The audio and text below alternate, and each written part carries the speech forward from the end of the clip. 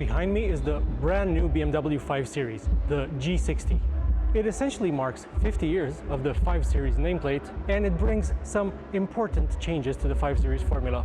The big thing you should know about this car is that not only is it going to be available with gas and diesel engines, as well as plug-in hybrids, but there will also be several fully electric variants. Whichever you go for though, the powertrain will feature some kind of electrification. All ICE versions on offer will be mild hybrids with a 48-volt electrical system. In Europe, the range will kick off with the 208 horsepower 520i and the 197 horsepower 520d, which will also be available with all-wheel drive. BMW has announced that in Europe, the new 5 Series won't be available with any 6-cylinder gas engines, which is a real shame, although the manufacturer did say it has plans to introduce an all-new 6-pot diesel sometime next year. So if you love your oil-burning Beamers, you might want to wait until then to order one. The most powerful non-M internal combustion engine version of the G60 on the old continent will be the more powerful of the two plug-in hybrid models, the 530e and the 550e. The former will be based around the 2-liter 4-cylinder engine from the 520i, and it should produce a healthy 299 horsepower and 450 newton meters of torque, which should be enough to send the Big 5 to 100 kilometers per hour from standstill in just 6.4 seconds. The other PHEV, the 550e, will be Europeans' only way of getting a 6-cylinder in the G60, and it is expected to deliver a combined 489 horsepower and a torque rating of 700 newton meters, which should be good for a sprint time to 100 kilometers per hour of just 4.3 seconds.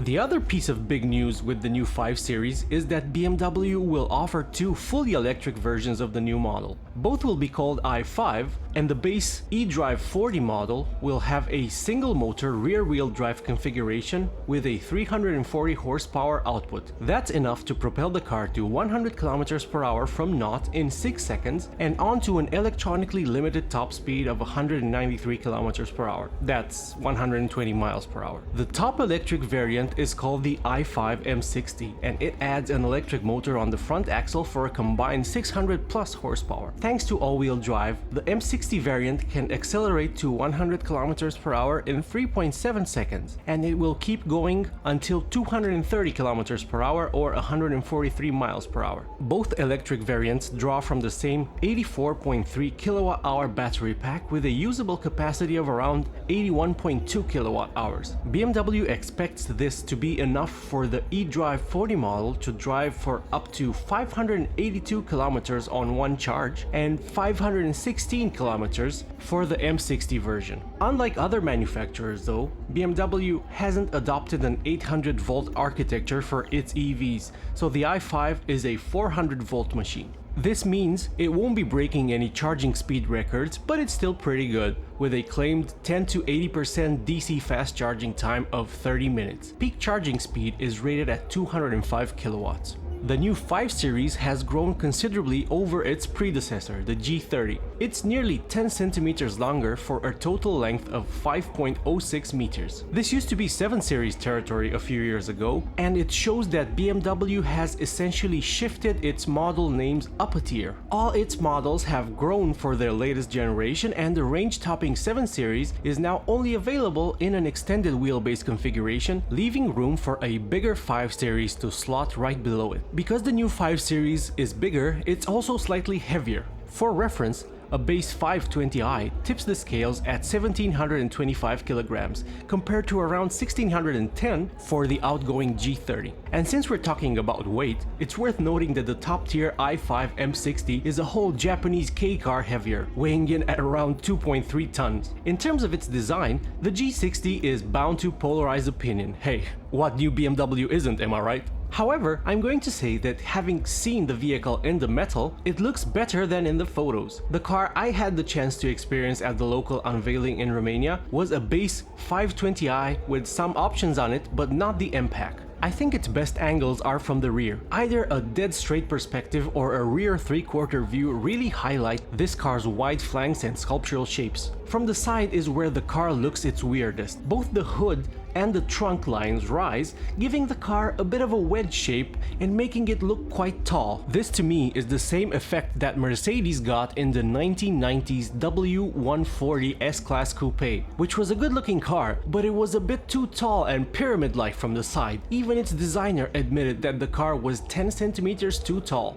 and I think the same applies to the G60. There is a reason for this though. Since BMW doesn't have separate ICE and electric model lines like Mercedes, it has had to design its ICE models to also be able to accommodate a battery pack in their floor. This is what has pushed the height of recent BMW sedans up. Both the new 5 and 7 series exhibit this, and this is my least favorite part of their design. What I did like about the G60 though is its front, which looks nowhere near as fussy in person as it does in the photos. The headlights are really cool and they have a very unique shape, although they are still recognizably BMW headlights. The car on display at the unveiling even had the optional illuminated grille surround, which I think is reasonably tasteful, and it prepares us for a future when BMWs are going to go all electric and they will no longer need a grille. The manufacturer is sure to use this same approach, i.e. having a lit up grille surround, in the future to help it preserve its brand identity, of which the twin kidney grille is a big part of. The G60 does look like it needs the bigger optional wheels to look good though. If you look at the base car with the smallest 18-inch wheels,